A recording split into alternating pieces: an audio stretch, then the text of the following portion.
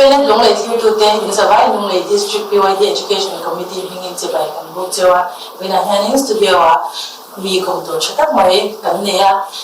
July MZU BTech Civil Engineering Results Waka and gold medalist Michael from the Hungaran Pandona when I have shut in pain and along for the shelter. It's one in Michael. I'm a side money in her shut in a back at Chunkos and Tintes or you have tea. I'm coming and shut. Yeah, hey, I'm saying a Bennett Studio then when I go to the introduction in Siamsala. A saying, instruction Katia Long to Kasai Musadua. It's one a Hetiang who got a Charmi. Masapera, so but here, Vania, but here again alone to Soitua. Joining Apamida, so one to the hearing is support Mima. Joining trong trai này mình cũng giữ được một trong trai na ra thì khen cái gì ha cái số sẽ đủ à so anh ý rồi đó ha anh sang luôn tay đó các hình số Michael learning sang là pha này anh à so anh các bạn thì learn bằng này anh cái lúc thì learn bằng số thì anh à so anh unau bắt hung cái này cái cover cái này so anh cái chuyện bị lại cái này yang berdal mau kui fanai ya, cuman kalau pangber ke, aja lalu buat fanai, ani, cuman tu akhirnya cuman mari trade mulai kosmetik. Oleh, cuman result jangka deh, jadi jangka ada kan lupa di educational background kan, tak punya. Oh, dia KS1 tengah kelas 10 ha, LPM Eflon Common Memorial School Fabega Wali Kadal School ka so in 11 and 12 here St. Paul's Secondary School Kang Mai so la in Kalia so in umti ger khakan ya Bangalore ikhanin civil engineering phoki thuna ka so hi ka so ti so para mase an base te ang do khan thi kha thel lo wa khanin kan thian ho khan kan lo bo so chuan MZU thian ka ro sun chama chuan pathian kho ai nei lo ki ro wi ta ka sa along ko mai to la han ni result te kan no sha kan lo pu em ja BYD also la ko kan so em je ni chuan i topper ani to mai chu gold medalist hani to mai chu inge about ra ka sha ka sa ko mai lo do sun da te chuan i gold medalist ni in base to be in joining is during a come result that's why I be the company reaction ni ke mani la department here develop BTech a semester thing ni da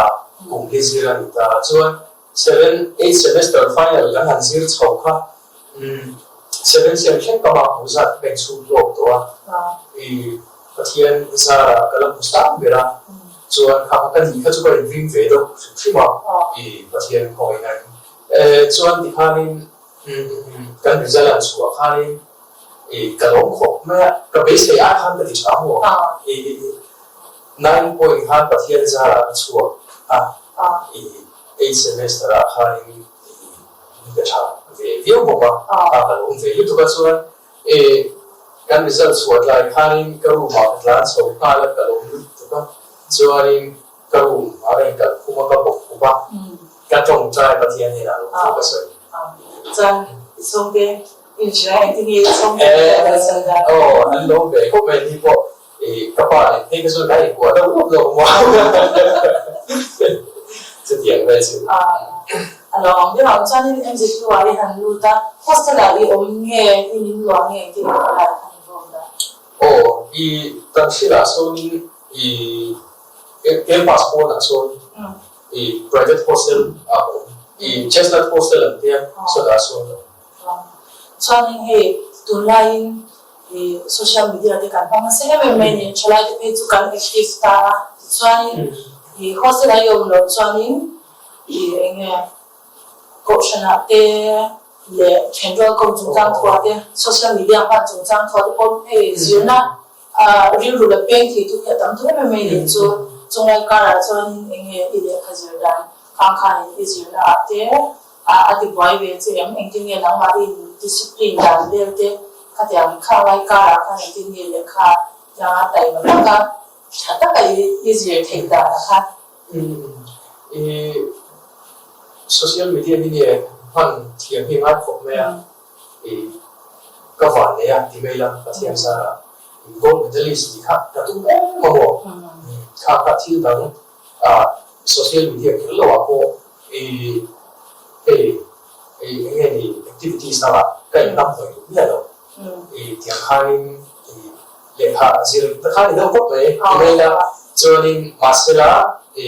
tan khila so ka lo ya hostel ko mo kha ni private hostel tan shi ko shan kha chu kai mang ve me PYD ate tiang khain kan va in fact kuma han PYD te kha kan ko tu te kha ni na te kha kan han pang so ta na ko shan la no pang ka ni ko la no pang ko remember so nga in thing lo ya masela ka so be lo nga tan shi ko shan so ka pu jin na ania so be shi ku da wa PYD ate kha ni PYD ko sa na te chen me na te kha ni pang chi na ka pu kha na fu ko ni kha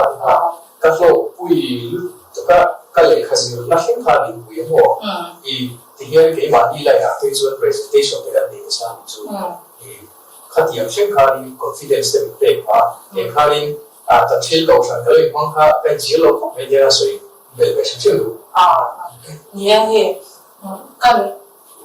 kan tu ni du so ni na ka sai ta kan kha ni le kha zi ti boy ko phe ni activities te la do ya ta ma ni chu ko shan le ko ta ma te ma ni thu ni har sam yi dan pe chuan le kha zi ti boy ro ko ba ti do ri om chin ne tin chu ti ra lin ka sai ta khan social media le ko kha ta mi me wa kha wa a kha ni la zi la me te po in kan lo sha do le kan lo ren ton tu ta han kha po i mo ta ti a thu ku da chuan social media te le activities da te po an shut down lo mo ka te po kha ha na chin kha ani che chuanin ani le subject to part na i ni ta chuanin le kha is sa ti kha sha da le kha zi da ti to me a nang ma routine de in siam di la ve de wa ta la ve de kha zi ka zi da ni ang lo mo semester tin yan ka zi da ni tha na ti mai la ma se ta hui cùng tỷ ra trong hiện semester thì ở trong phát hiện cái sự chặt chẽ là hành diện nó sẽ phát ngay hành trình phát ngay cái gì đó cùng tỷ ra trong văn hóa thì là các lộ quy ta cho nên các bạn học sinh này là cái mà đi làm lại là cho nên hết problem solving anh chị thế thì做题目phát hiện subject tầm nó đâu thì các bạn này chỉ là đi mấy lần đã sửa về lúc mà và thiên ra là cái chú các bạn này và thiên thì ta lên khá lâu như thế thì mathematics lắm hoặc cái thì áp dụng chỉ problem solving thì chỉ các dạng về các bạn thì mathematics thì engineering mathematics thì sang thì design hai cái bộ thì nó các trường tổ ví dụ test đó là cái exam đó là cái hiện các dụng tổ hai lâu cái end thuộc diện đó mà sẽ thì anh chẳng được quan giờ các bạn hiểu mấy gì không ạ các bạn này lúc các bạn khát tiền hậu subject tầm là semester là phải chọn cái sự trả lúc tục lâu cái trả đủ về đâu hết mà sẽ theory subject tầm đâu hết là thiếu hiện ngay chỉ có cái tiền ví dụ sẽ nó xa hạn sẽ tăng lên mấy ta khát tiền là phải chọn và thiên không phải nên trong việc yêu trình khá chọn final semester ko ka theory subject kha ta ma exam do me pe ka chuan da ka pe ka chu ve chi ka be ve excel to ka chuan đó thì cho chốt có khả năng gì này là ka điểm ka chu be ve do ka la chi cho nên BTech cái hàn zira BTech civil engineering hàn zira cái là hàn tu na zira mấy cái bụi na anh lâu chọn trang cái tu ra ta là thế le zira này nu le qua cái bụi na lâu le sát thì nó tu ra ta là cái này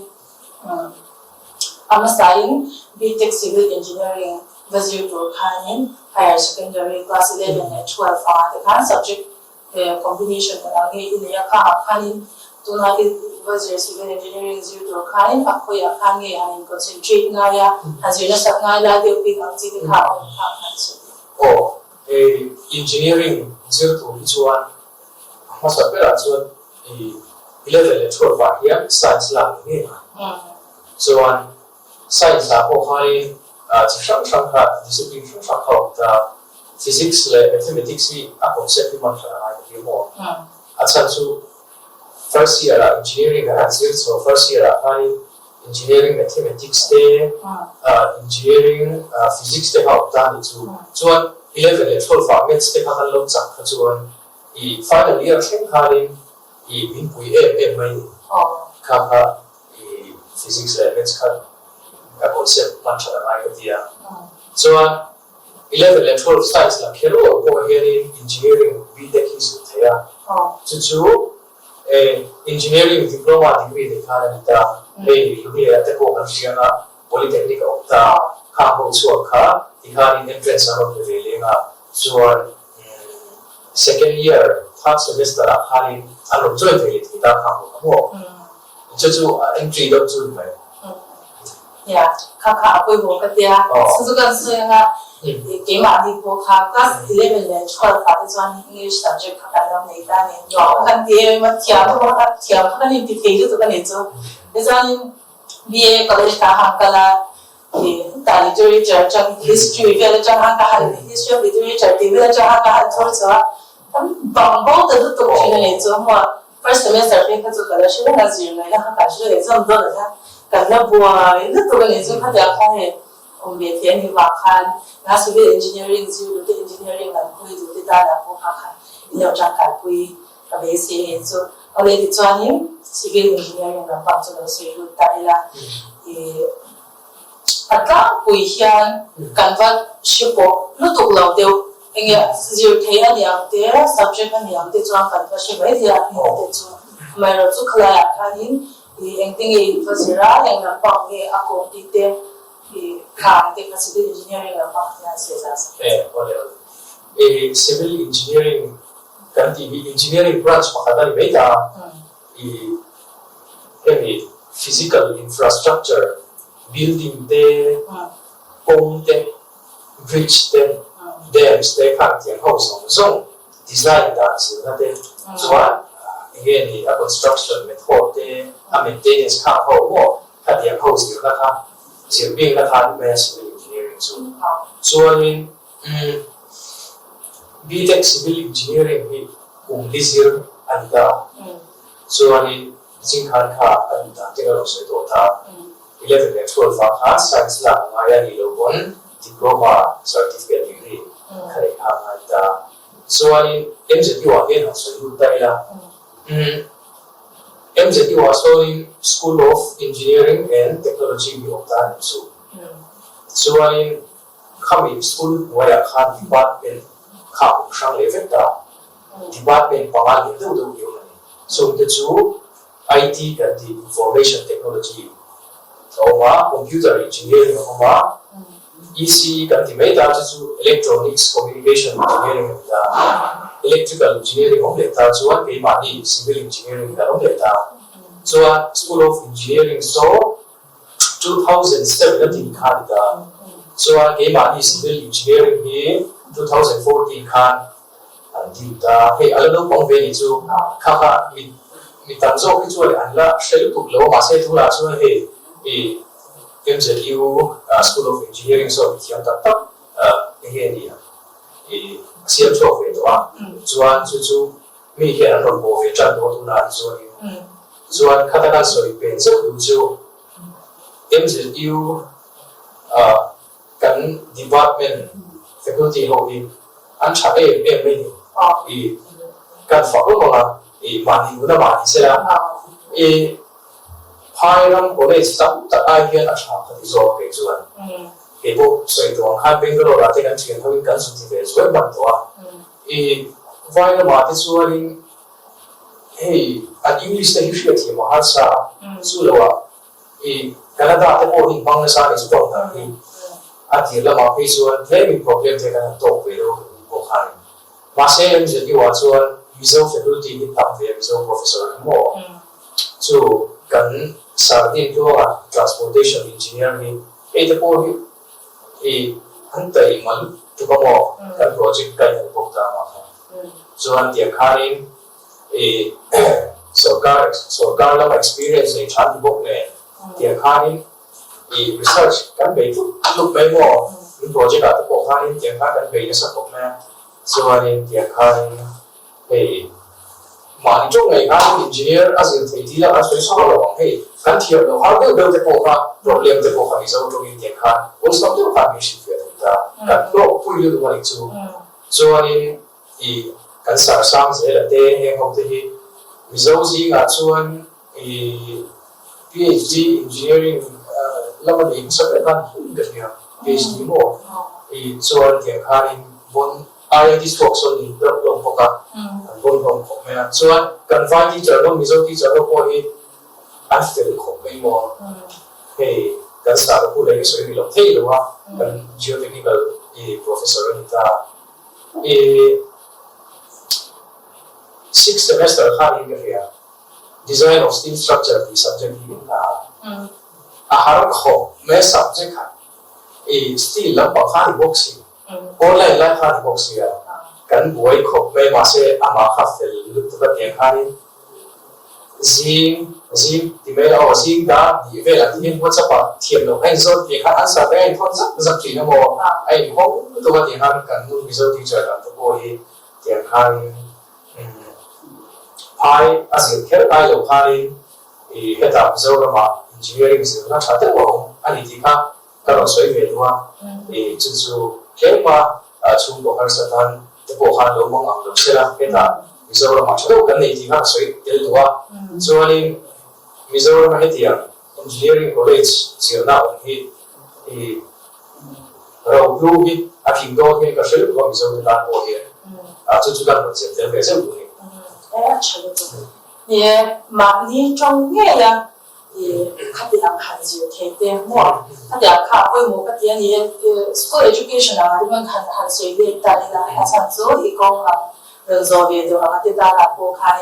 規模嗰啲啊，係唔做啦嘛，啲專業 English medium 啲，跟住我上到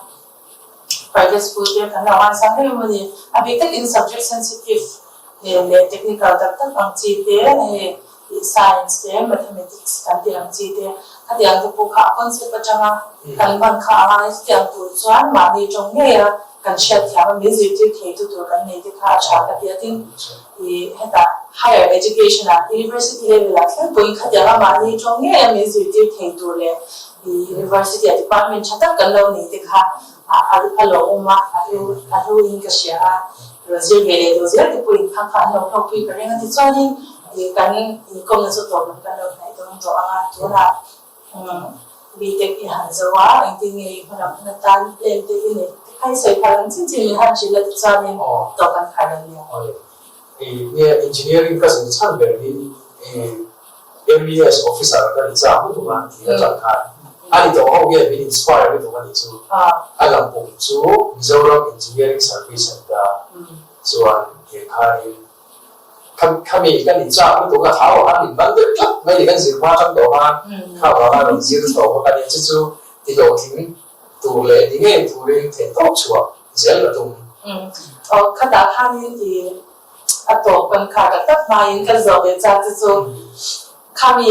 นี่จ้าเรียกนะเอ็มมั่วเรา inspire ตัวจะขาตัวนี้เรา motivate เรื่องตัวที่จะขาเนี่ย